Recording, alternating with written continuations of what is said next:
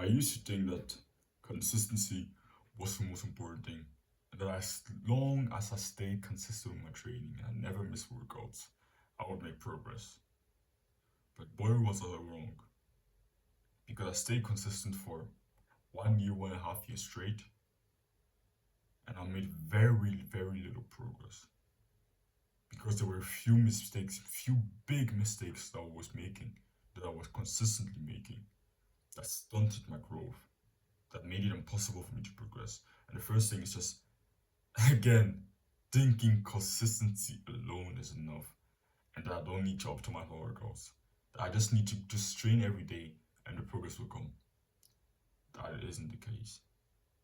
I thought becoming consistent and training every day was the final stage. That if I got to that level, and I just thought that the reason why most people that go to the gym aren't strong or muscular is just because they don't train every day, or just because they don't train consistently. But if you think about it, when you go to the gym, there are people that you see every day, that you see in there every single day, they train you consistently, and still they don't look. They're probably doing this for 4 years. They've been doing this for 4 years. They don't look any different. Of course, they stay consistent. They stayed consistent. They train regularly. They did their workouts that they planned to do. Still, they didn't grow. So when that happened to me, and I spent the whole year training every day, but not growing, that's when I understood that consistency isn't the only thing. Of course, it's a very, very important thing and should be your first priority when you first start training, because if you don't have the capacity of being consistent, then anything else you do is pretty much useless. So it's basically the basis of your progress. Consistency. That's what I started to understand. But it's not the only thing. And to go up, you can't just go up with consistency, no.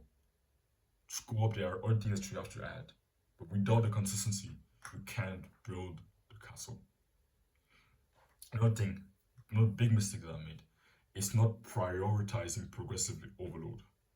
I used to think that growing in strength and adding reps and weights to an exercise didn't correlate to muscle growth, because I knew, okay, there is powerlifting training and powerlifting and there's bodybuilding, so there are two different sports, so they probably have the principles of the sport are probably very different, and you can't gain muscle and train at the same time. That's what I thought to myself.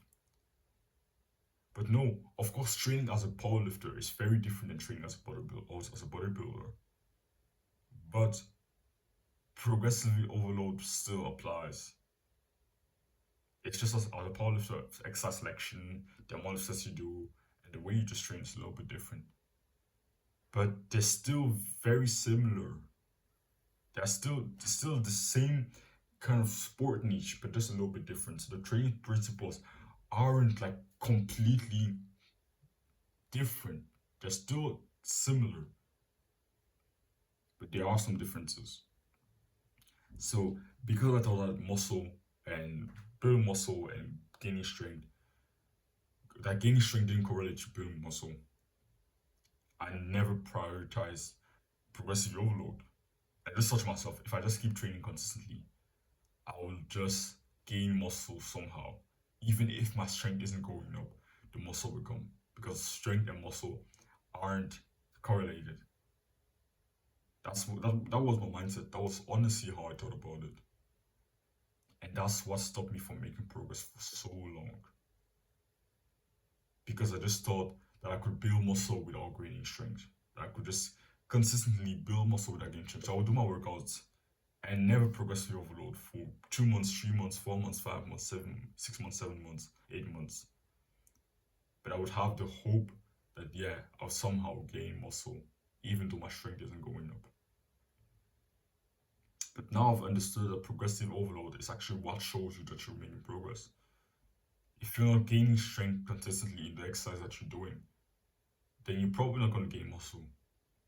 And when I actually understood that, that's when I started actually prioritizing progressive overload. And now I'm progressing every session, gaining strength, at an astonishing rate that I'm really, really proud of. Just 1 month ago, or 1 or 2 months ago, I'd say 1 month ago, I think. Yeah, 1.5 months ago, I was doing weighted dips, deep range of motion with weighted dips with a pause, with just 10 kgs. Yesterday, I did for 10 kg and for 5 reps for 10 kgs around 1 month or 1.5 months ago, I think. Or I'm saving one. Yeah, because I got it for my birthday. So it was less than 1 month ago, bro. Less than 1 month ago, I was doing weighted dips.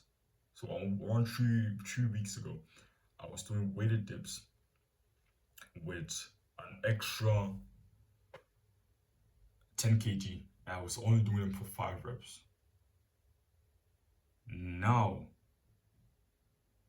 yesterday, I did weighted dips with 20 kg, 6 reps. So in 3 weeks, I've gotten a lot stronger. A lot stronger on the exercise I do. So I still do kind of bodybuilding style exercises. I do very deep range of motion dips. If I was training for strength and I was trying to optimize strength as much as possible, I wouldn't go as deep as I'm going on my dips. Like I'm really going deep on my dips. If I was optimizing for strength and I was like a weighted calisthenic athlete trying to get as strong as possible on the weighted dip, I'll probably do a little bit shorter wave motion. Just go to parallel, like all of them do. Pretty much all of them do. But I'm using bodybuilding style exercise with bodybuilding style form. But I'm still progressively overloading. Like in 3 weeks, like I didn't even realize it was in such a short time frame.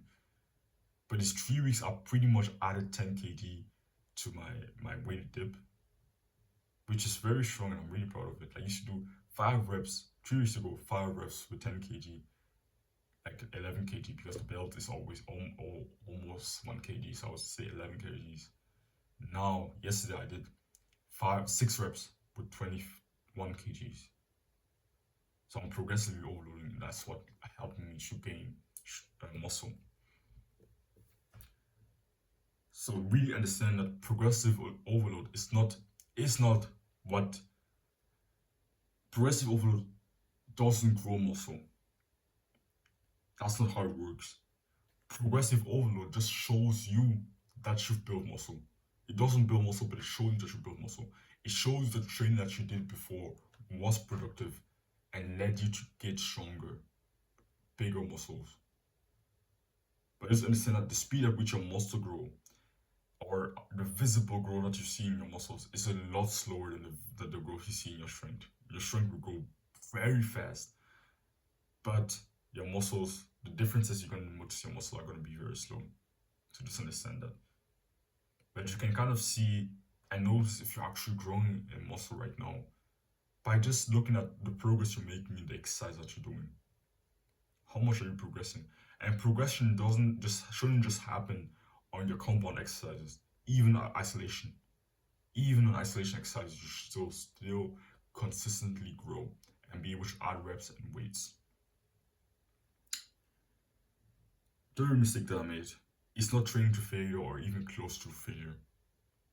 I used to think I was training hard, but very often I was leaving 5 reps in reserve. In the beginning of my journey, I would think, yeah, I'm training super hard.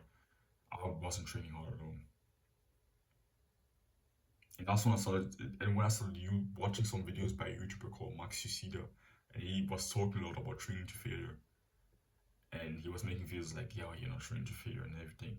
That's when I realized, yo, he's probably right. I'm not actually training to failure. That's probably the thing that's actually holding me back right now. And I actually started teaching myself very slowly the skill of training to failure. And then the progress started to come. But it wasn't instant. Because I learned the skill of training to failure very slowly. There was a period after 1 month of actually experimenting and trying to teach myself the skill of training to failure, where I thought, yeah, now I'm training to failure. I'm training to failure on every set. I'm training super hard. I wasn't. I was still stopping short and faking failure. So my reps would start to slow down, and then I would try to push for a last rep, and it would be so difficult that it would slow down that I would intentionally stop the rep. I would intentionally stop the rep, but it would still be unconscious, like something that happened unconsciously, like not really me thinking about it. I wasn't thinking, yo, I'm gonna stop this rep short. But I didn't have the willpower to actually push myself and finish the rep. So that was strange failure, but even at that time, I still was doing leaving 3 reps in reserve. Because when it started to slow down, I didn't have the will, like the reps to concentric started to drastically slow down. I didn't have the willpower to actually push through and do those last reps because training to failure is a very difficult thing. But now I'm training to failure on every set. But I'm doing very low sets. That's something I'm going to talk even about at the end of this video. I don't do main sets, but I take every set. I go with high intensity. I go through total failure, and that's the philosophy and training method that actually helped me to make the most growth, to grow at a speed that I'm actually astonished by. But going to failure with good form. It's not like when the reps start to slow down and get difficult, I start using body English and momentum and all those things. No. Sometimes, very often, my form would probably pretty much look robotic. I would probably, like, the first rep is going to look like this last rep. The only difference is that the speed at which I move the weight up, is going to be drastically slower.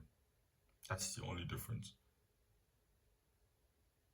Because to be able to progressively overload and to actually know if I actually progressively overloaded, my reps need to look consistent. They need to look the same. Because if on the first rep I used good form, but on the last rep I used all the momentum possible to complete the rep, then that's not really progressively overloading. It's just me cheating the last rep and trying to get through with shit form. So of course I'm trying to failure, but I still use good form. The fourth mistake that I made is, like I said, using horrible form. But it's not just about the using momentum and body English. It's also range of motion. My range of motion should be very short, and I would intentionally limit the range of motion to be able to be stronger, do more reps, use more weights. So I would do push-ups with I wouldn't even touch my chest to the ground because I was able to do more push-ups like that. But no, that's not how it works. It's not about how many reps you can do. It's about how much you can actually push your muscles and how much you can stimulate them to actually grow. So I learned the skill of handicapping myself in my exercise and actually pushing into the pain. I drastically slowed down the eccentric now because it's been shown to be the most important part of the movement. A slow down the eccentric actually reduces the risk of injury and drastically can help improve the stimulus you can get to the muscle. So on every single exercise, in the lowering phase, I'm going very slow. Like on incline press, I'm going very slow on the lowering phase, and I'm really going deep as I possibly can. Like I said on dips. On dips, I don't just go to parallel to the point where my upper arm, bicep, and shoulder are parallel to the ground. I go as deep as I possibly can without my shoulder collapsing. Because there's a point, of course, where, of course, if you just go deeper, it won't be stretching the muscle anymore. It would just move your body in a certain way that you don't want to. So if I try to go deeper than I actually go right now, I go as deep as I possibly can, I could actually force myself to go even deeper. But that would probably place my shoulder in a compromising position whilst removing the stretch on my pecs. So don't just go deeper to go deeper, but on a lot of exercises, I think a lot of people could go a lot deeper. Because the stretch is actually the most important part of the movement. The stretch part. I used to think that it was a contracted part and I just assumed it. I think a lot of people also assume that the part where the muscle is contracted is the most important part of the movement. But actually, no. The most important part of the movement is the stretch part. That's a fact that I learned a few months ago, and when I really understood this, it really changed my perspective in how I train and how I choose the exercise that I use. The last thing I did, doing too much volume, too many sets. I used to do 5 sets per exercises, 25 sets per session, 30 sets per session. Now I'm doing 2 sets per exercises and around 5 to 6 exercises per session. So I'm doing between 10 and 12 sets. I'll say even 10 and 12 sets per session, and I'm making the most gains.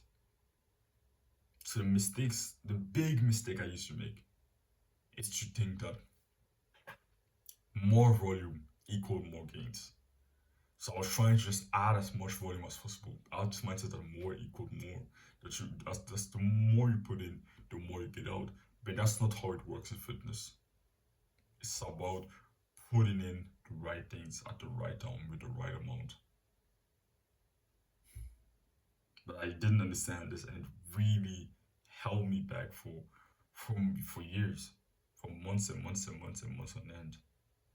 Because I had this philosophy that came out of nowhere. Some YouTubers told me this, or maybe it was just me, that doing more volume equaled more progress. And it just made sense to me. Because with a lot of different things in life, that's how it works. If you put more, you get more of it. That's not how it works in fitness. That's not how it works in business or fitness and things like that. It's not about how much you put in, it's actually about what you put in.